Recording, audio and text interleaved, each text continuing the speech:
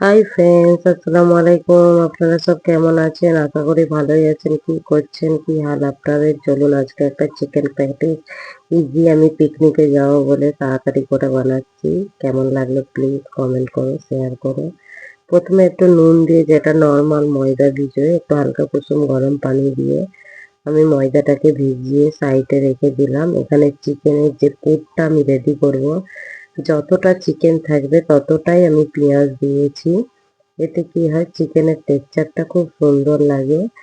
এখানে পেঁয়াজটা আমি এরকম পজিশনে ভেজে নিয়ে এই পজিশনে চিকেনটা দিয়ে দেবো। যতক্ষণ না চিকেনটা এরকম হোয়াইট হয়ে যাচ্ছে ততক্ষণ ভেজে নিয়ে তারপরে আদা রসুন অ্যাড করে দেব। আদা রসুনটা অ্যাড করে নেবার পর এবার কিছু এটা ঘরের সামরিক মশলা অ্যাড করব। পরিমাণ মতো নুন, হলুদ, কাশ্মীরি লঙ্কার গুঁড়ো, ঝাল লঙ্কার গুঁড়ো, আর একটু ধনের গুঁড়ো, একটু জিরের গুঁড়ো, যেটা ঘরের সামরিক মশলা আমি অ্যাড করে নেব। ভালো করে মিক্স করে নিয়ে এর উপরে একটা ময়দার গোল 2 টেবিল স্পুন ময়দা নিয়েছি। এটা কর্নফ্লাওয়ার নয়, ময়দা। একটা পেস্ট ব্যাটার বানিয়ে নিয়ে এই চিকেনের উপরে দিয়ে দেব। এটা দিলে চিকেনটা খুব সুন্দর একে উপরের উপর চিপকে থাকবে আর খেতেও অপূর্ব লাগবে। চলো, ঘরে যেটা রেগুলার সস থাকে সেই সস অ্যাড করে দিলাম, টমেটো কেচাপ, সয়া সস আর রেড চিলি সস। এটা দিয়ে মিক্স করে নেব। এবার একটু গোলমরিচের পাউডার দিয়ে দেব। গোলমরিচের পাউডারটা দেওয়ার পর ধনেপাতা দিয়ে দেব। দিয়ে আমাদের চিকেনের পুর রেডি হয়ে গেছে চিকেন প্যাটিসের তারে। চলো এটা তুলে নিই। তুলে নিয়ে এবার ময়দাটাকে ছোট ছোট কিরকম পরিমাণে ডো বানাচ্ছি দেখতেই পাচ্ছেন। প্রথমে 4টে লেচি কেটে নেব, নিয়ে এই 4টে রুটি বানিয়ে নেব বড় বড় গোল গোল করে। শর্টকাটে আমি বানাচ্ছিলাম, দেখাচ্ছি। ভালো লাগলে প্লিজ বলো।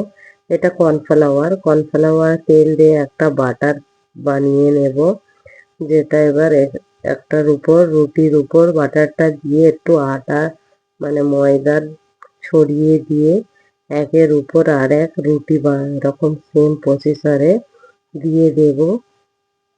দেখতেই পাচ্ছেন কিরকম তারা করছি। আমি খুব জলদি জলদি করছিলাম, কেন তখন রাত 2টো বাজে যখন আমি এটা বানাচ্ছিলাম। সেই জন্য আমি ভালো করে ভিডিও শ্যুট করতে পারিনি, যেরকম পেরেছি আপনাদের সাথে শেয়ার করেছি। চলো, সেম প্রসেসরে একটা রুটির উপরে বাটার দিয়ে ময়দা ছড়িয়ে আর একটা রুটি, মোট 4টে রুটি আমি দিলাম। দিয়ে এবার এটা একটা পরোটার ভাঁজ দিয়ে দেব। বাটারটা দিয়ে সেম প্রসেসরে আটা ছড়িয়ে দিয়ে বাটারটা দিয়ে দেখতেই পাচ্ছ করে পরোটাটা আমি আধা ঘন্টার জন্যে ফ্রিজে আমি রেখেছিলাম। চলো এবার ফ্রিজ থেকে নিয়ে এসে আমি এবার রুটিটা বেলে নেব। আর আমার পিড়েভেন্ডিটা তো প্রচুর ছোট, সেই জন্য ওতে হচ্ছিল না। আমি লাস্টে একটা বাচ্চাদের রুটি রেখে আমি রুটিটা বেলেছি, হালকা করে সেঁকিয়েছি। দেখতেই পাচ্ছ মোটা হয়ে যাচ্ছে, সেই জন্য আমি একটা বাটখানে নিয়ে নিয়েছিলাম। দিয়ে ওতে হালকা করে বেলেছিলাম, সেটা স্কিপ হয়েছে দেখানো হচ্ছে। এবার সাইডে যে বাড়তি এটা আছে ওটা কেটে নেব, যেটা আমাদের সবাই বানায়, আমিও ট্রাই করেছি। দেখতেই পাচ্ছ খুব স্পিডের মধ্যে রেডি করছিলাম, কেন রাত হয়ে গেছিল অনেক, সকালে উঠে বেরোতে হবে সেই জন্যে। চলো এবার এটাকে আমি 3 পার্টিশনে পার্ট করে নেব, কেন আমি মিনি মিনি চিকেন প্যাটিস করছিলাম। দেখতেই পাচ্ছ। চলো এবার এতে আমি একটু ওই যে কর্নফ্লাওয়ারের আর তেলের মিশ্রণটা ছিল না, আমি হালকা করে সাইডে দিয়ে চিকেনের পুরটা যতটা পরিমাণ লাগবে ততটা দিয়ে চিকেন প্যাটিসে শেপ দিয়ে দিলাম। দেখতেই পাচ্ছ এরকম ভাবে দিয়ে দেবে। কিন্তু আমি রাত্রে করেছিলাম, সকালে এখানে গিয়ে 11টা 12টার সময় ভেজেছিলাম।